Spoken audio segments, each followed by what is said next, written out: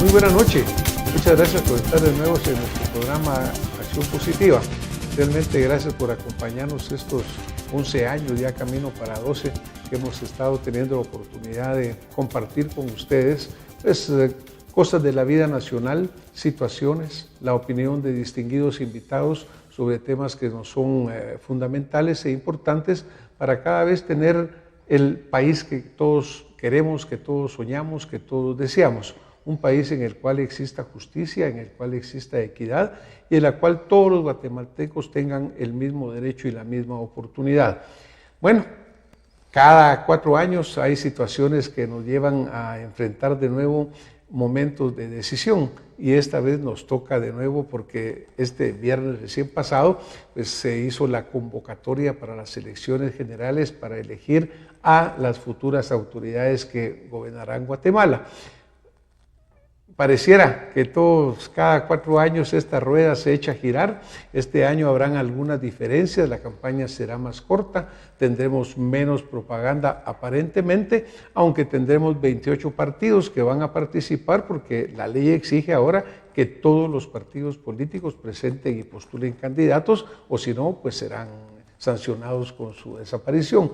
Así que, aunque va a haber menos gasto en cuanto a la cantidad asignada por partido, por el número de partidos, pudiera ser que tengamos siempre mucha bulla electoral en una campaña mucho más corta. Pero no solamente se están eligiendo actualmente pues, a los futuros diputados, al futuro presidente, sino que también tendremos cambios importantes en la parte de la Corte Suprema de Justicia, en las salas de apelaciones.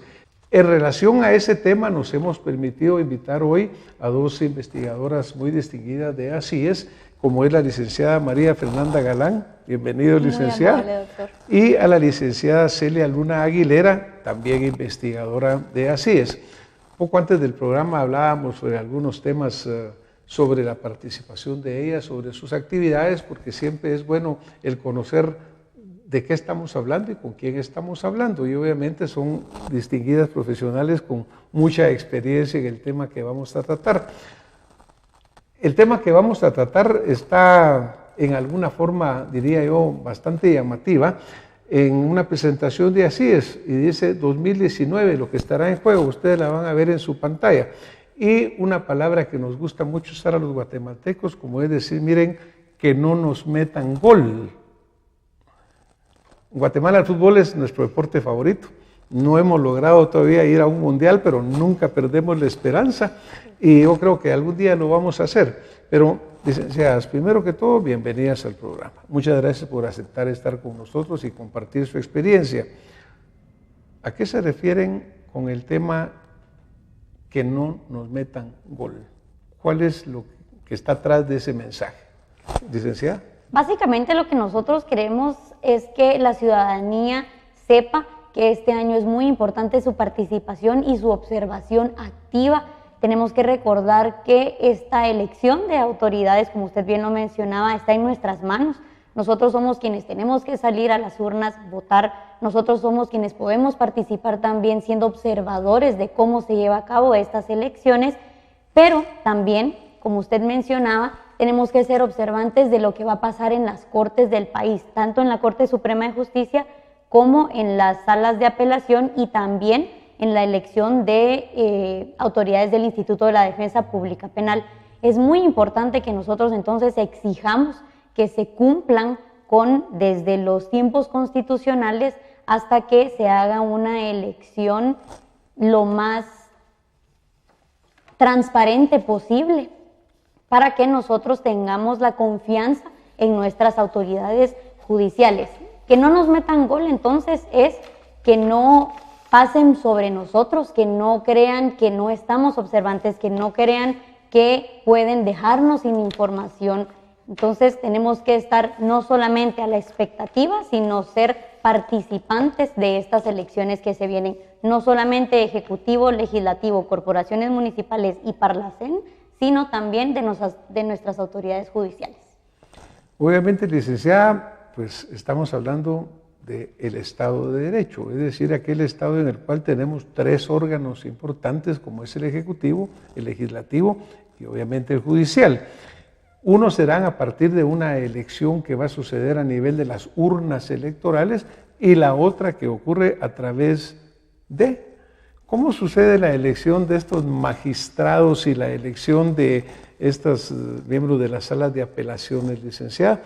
Porque a veces pudiéramos pensar, o tal vez habrá alguna gente en la audiencia que no la conozca plenamente, ¿cómo se da la elección de miembros de la Corte Suprema de Justicia y de las salas de apelaciones? Este 2019 es tan importante para nosotros y en Así es que hemos decidido darle realce y señalar la importancia que tiene, dado que no había sucedido antes que en año electoral fuese también las elecciones de la Corte Suprema de Justicia. Y los magistrados de la Corte Suprema de Justicia y de las salas de apelaciones son electos por el Congreso de la República. Sin embargo, el Congreso de la República elige de una nómina que elaboran las comisiones de postulación.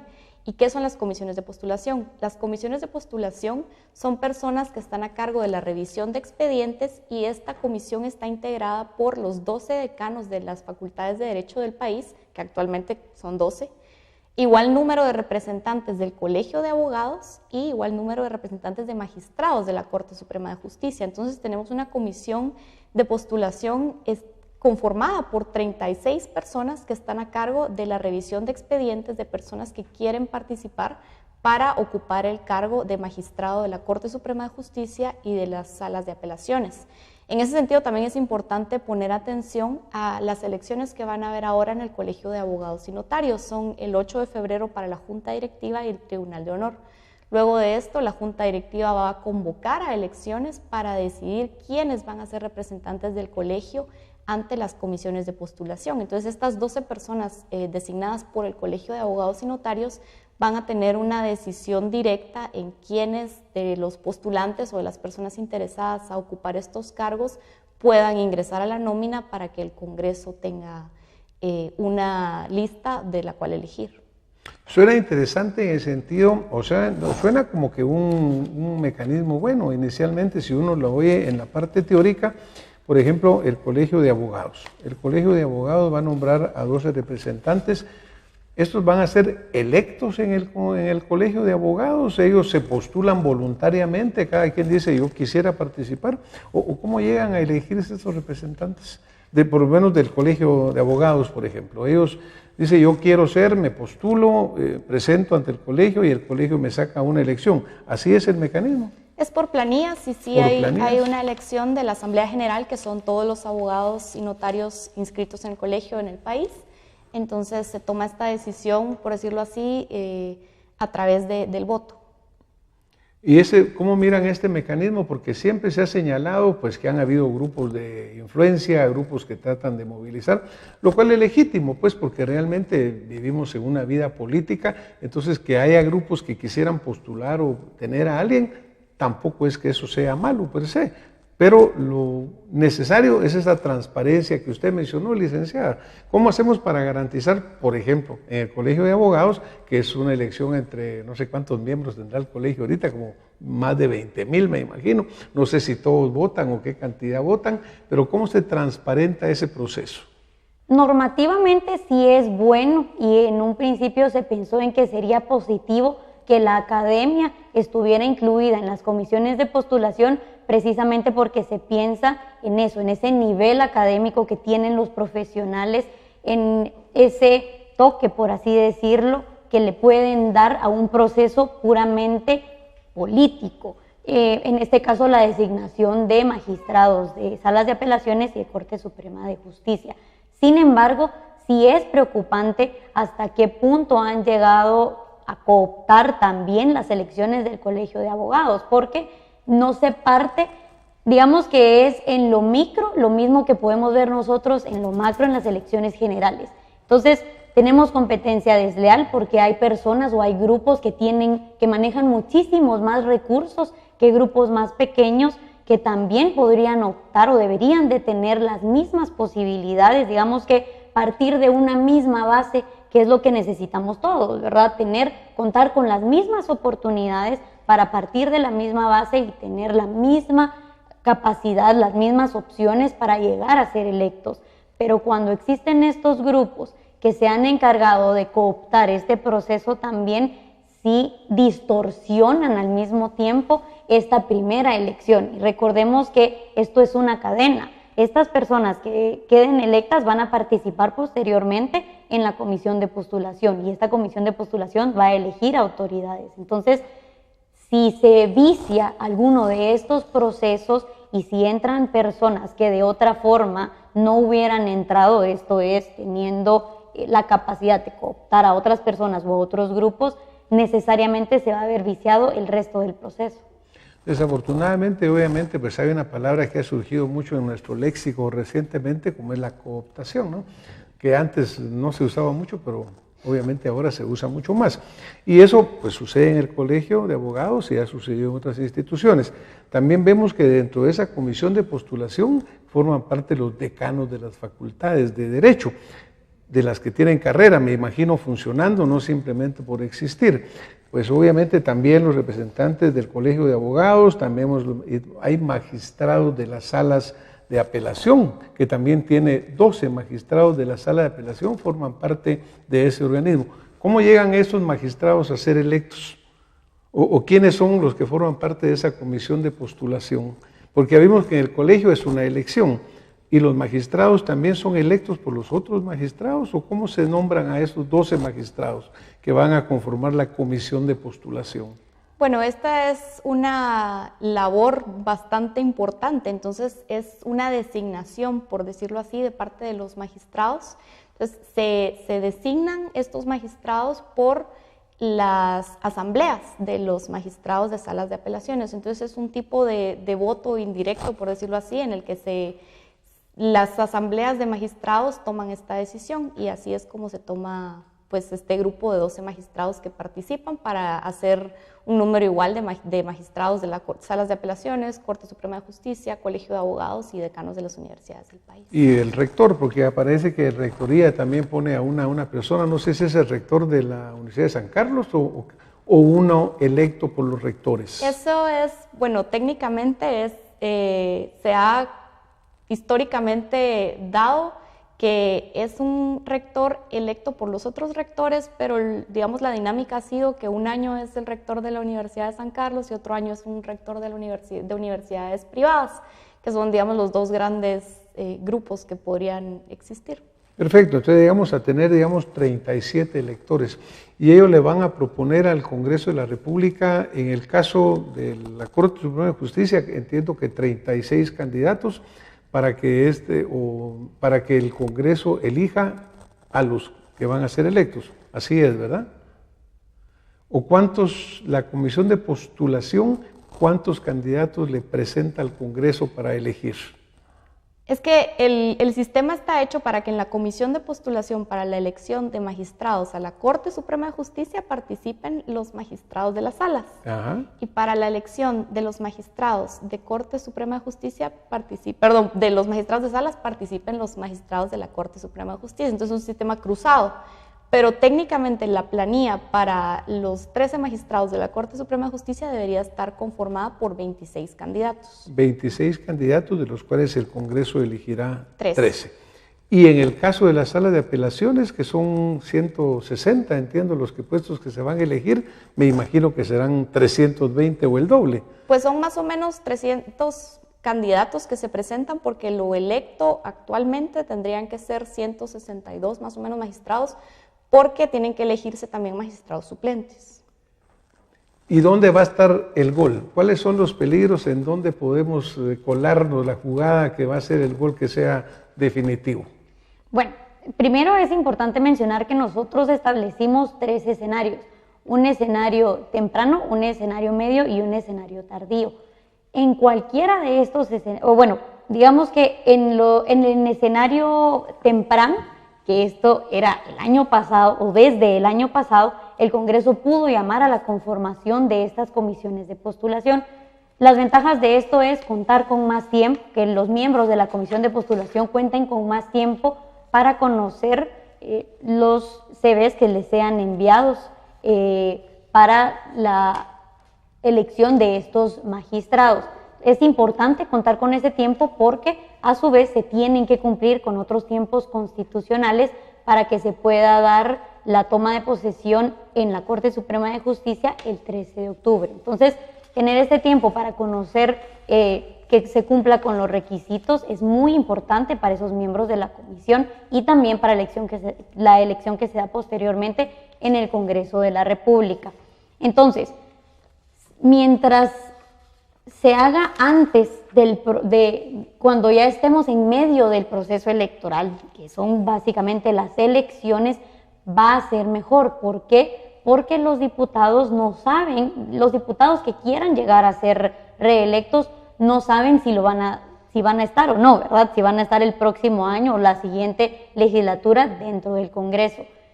Básicamente lo que se está buscando entonces es que exista esta independencia judicial y que no se vean los magistrados, que no dependan de la elección de estos diputados que los van a elegir al mismo tiempo a ellos. Entonces, que los diputados, sin saber qué va a pasar con ellos en las próximas elecciones, puedan hacer esta elección de magistrados. Eso sería ideal, ¿no? ¿Sería el mejor escenario? Ese sería el mejor escenario, un escenario temprano. En un escenario medio, pues ya estamos, ¿verdad? Ya el viernes tuvimos la convocatoria, inician ahora las inscripciones de candidatos y digamos que también lo preocupante es que la atención de la ciudadanía se volca directamente a las elecciones generales. ¿Por qué? Porque como bien lo mencionábamos, son autoridades que creemos y que sentimos más cercanas a nosotros por la misma idea y el mismo hecho de que son autoridades electas democráticamente. Nosotros vamos a las urnas, conocemos medianamente las caras que nos van a estar representando, entonces le ponemos más atención al proceso electoral y dejamos por un lado la elección de magistrados a Corte Suprema de Justicia y salas de apelación.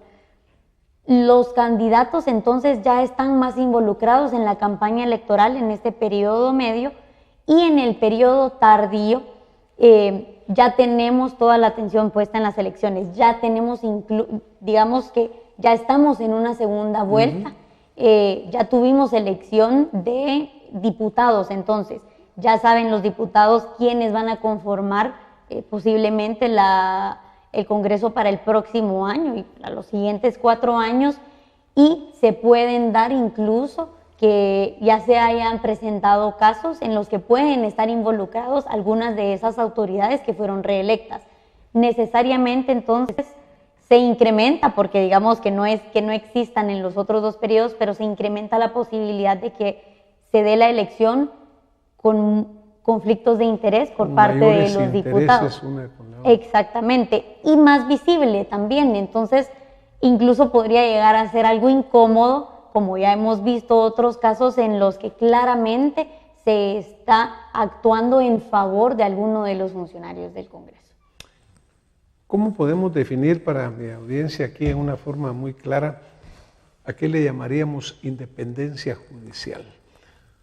Bueno, la independencia judicial es que un juez pueda tomar una decisión basado únicamente en las leyes, sin que tenga ninguna injerencia, que es una palabra que también ha sonado bastante últimamente, que no tenga presiones, que no exista ningún otro criterio para el juez más allá del cumplimiento de la ley. Es decir, un juez que no esté sujeto a presiones económicas, a presiones políticas, un juez que no tenga miedo por su vida, un juez que pueda decidir únicamente con base en la ley de la República y su convicción de justicia. Esa es una situación ideal. ¿Es factible de alcanzarla? A mi juicio es factible, es alcanzable, hay muy buenos jueces en el país. Lo que hay que hacer es apoyar a esos buenos jueces. El fortalecimiento de la carrera judicial es importante para que estos jueces puedan tener la seguridad de que haciendo bien su trabajo es como ellos van a crecer profesionalmente dentro del organismo judicial. Hablábamos con usted un poco antes de empezar el programa sobre el hecho de que aún pues, habrá dentro de 4 años o 5 años habrá una nueva elección, ¿no? Entonces siempre se mantiene el hecho de que pues hay que quedar bien con alguien o no hay que quedar bien con alguien.